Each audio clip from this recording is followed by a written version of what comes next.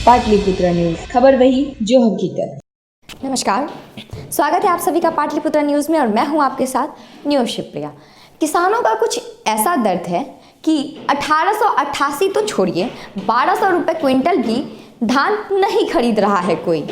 जी हाँ, जनप्रतिनिधियों ने सरकारी सिस्टम का भांडा फोड़ कर दिया है। किसानों को कहा 1888 रुपये की बात कौन करे, 1200 रुपये क्विंटल भी कोई धान नहीं खरीद रहा है। वहीं जिला के 11 प्रमंडल में मात्र 2 प्रखंड में कुछ पैक्सों के द्वारा ही धान की खरीदारी शुरू हो गई है, जिसके कारण से शेष 9 प्रखंड के किसानों में अवशेष हैं।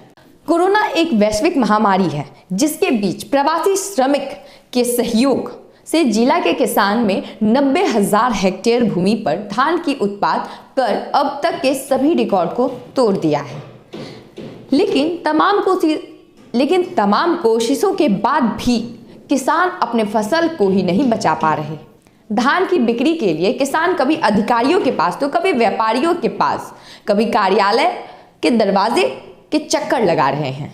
उसके बाद भी उनके धान की बिक्री नहीं हो पा रही है। ऐसे में किसानों का नाराज होना जायज है, उनकी सरकार से नाराजगी जायज है।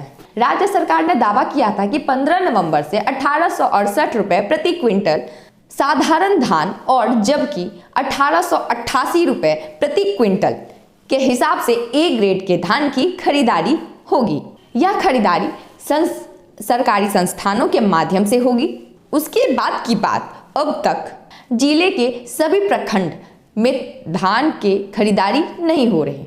उसके बाद अभी तक जिले के किसी भी प्रखंड में धान की खरीदारी नहीं हो रही है, जिसके कारण किसान रबी फसल की बुनाई नहीं कर पा रहे हैं। डीएम ने 48 घंटे पहले ही दावा किया था। धान की खरीदारी को लेकर पूछे गए सवाल पर जिलाधिकारी अमन सबीर ने 48 घंटे पहले ही यह दावा किया था कि जिले के सभी पंचायतों में धान की खरीदी शुरू कर दी गई है। जो 32 डिफॉल्टर पैक्स हैं, उनको नजदीकी पैक्स से टैग भी कर दिया गया है। अब तक में जिलों में 300 मीट्रिक टन धान खरीदारी करने का दावा भी प्रशासनिक अधिकारी ने किया है, लेकिन सरकारी सिस्टम का दावा जमीन पर कितना है, यह जानने के लिए ग्रामीण इलाकों में पहुंचे तो किसानों ने बताया कि 1888 रुपये तो फिर भी बहुत दूर की बात है। यहाँ लोग 1200 रुपये क्विंटल भी धान खरीदने को तैयार नहीं है। पिछले 1 माह से धान खलिहानों में पड़ा है, लेकिन अब तक कोई भी सरकारी संस्थान धान खरीदने को नहीं आई है। कर्ज में डूबे किसान ना तो रबी फसल की बुआई कर पा रहे हैं और ना उनका फसल बिक रहा है। ऐसे में किसान करे तो क्या करे।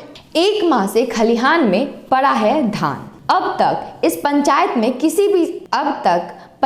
में किसी भी सरकारी संस्थानों के द्वारा धान की खरीदारी शुरू नहीं की गई है।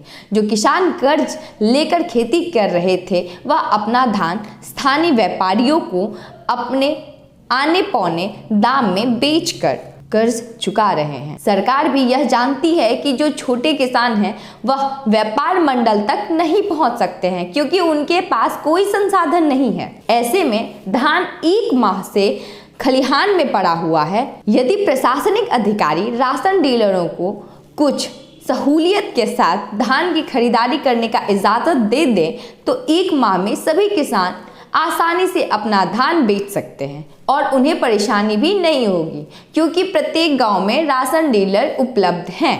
विधायक ने दिए 5 दिन के अल्टीमेटम। विधानसभा शीतलकालीन सत्र के दौरान इस मामले को सदन में उठाया था। उसके बाद से अब तक जिले में धान की खरीदारी ना के बराबर हुई है। हम किसान के बच्चे हैं और किसानों ने जिस भरोसे के साथ मुझे जताया है, उस भरोसे को मैं टूटने नहीं दूंगा। यदि 5 दिनों के अंदर पूरे जिले में धान की खरीदारी सुचारू रूप से नहीं हुई तो हम जिला चलने नहीं देंगे। जब जिले में किसानों का कार्य नहीं होगा तो हम जिले में किसी भी सरकारी कार्य को नहीं होने देंगे, पूरे जिले का चक्का जाम कर देंगे। ऐसा महागठबंधन के विधायक अजीत कुमार सिंह का कहना है। गौर करने वाली बात तो यह है कि 11 प्रखंड में मात्र 2 प्रखंड में कुछ पैक्सों के द्वारा ही धान की खरीदारी शुरू की गई है, जिसके कारण शेष 9 प्रखंडों के किसानों में आक्रोश बरकरार है।